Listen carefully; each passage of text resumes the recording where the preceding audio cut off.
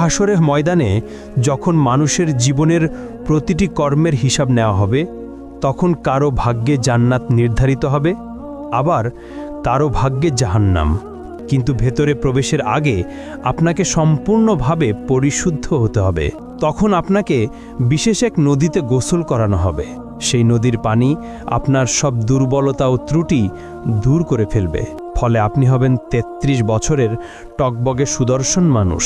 অতঃপর আপনার জন্য প্রস্তুত করা বিশেষ এক ঝর্ণা থেকে আপনি পানি পান করবেন। এতে আপনি হবেন সম্পূর্ণ পবিত্র।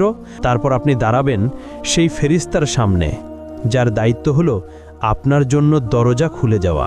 জান্নাতের মোট ৮টি দরজা রয়েছে। প্রতিটি দরজা দিয়ে মানুষ জান্নাতে প্রবেশ করবে। জান্নাতের প্রতিটি দরজার আলাদা আলাদা নাম রয়েছে, তবে সবগুলোর উপরে একই বাক্য লেখা, লা ইলাহা ইল্লাল্লাহু মুহাম্মাদুর রাসূলুল্লাহ। যখন জান্নাতীরা দাঁড়িয়ে থাকবে তাদের নিজ নিজ দরজার সামনে, তখন জান্নাতের দরজা খুলতে শুরু করবে। তখন আপনি অনুভব করবেন এক মৃদু উষ্ণ বাতাস আপনার মুখে লাগছে। তারপর সেই সুবাস এমন যে আপনার আত্মাকে ছুঁয়ে যায়। দুনিয়ার সবচেয়ে উৎকৃষ্ট সুগন্ধিও তার সাথে তুলনা করা যায় না। অবশেষে আপনি প্রবেশ করলেন জান্নাতে। আপনার জন্য সেখানে আছে জীবন, যার কখনো শেষ হবে না। আপনার জন্য আছে যৌবন, ফলে আর কখনো বুড়ো হবেন না। আপনার জন্য আছে সুখ, ফলে আর কখনো দুঃখ পাবেন না। প্রথমে আপনাকে দেওয়া হবে প্রাসাদ, বাগান ও পুকুর সহ।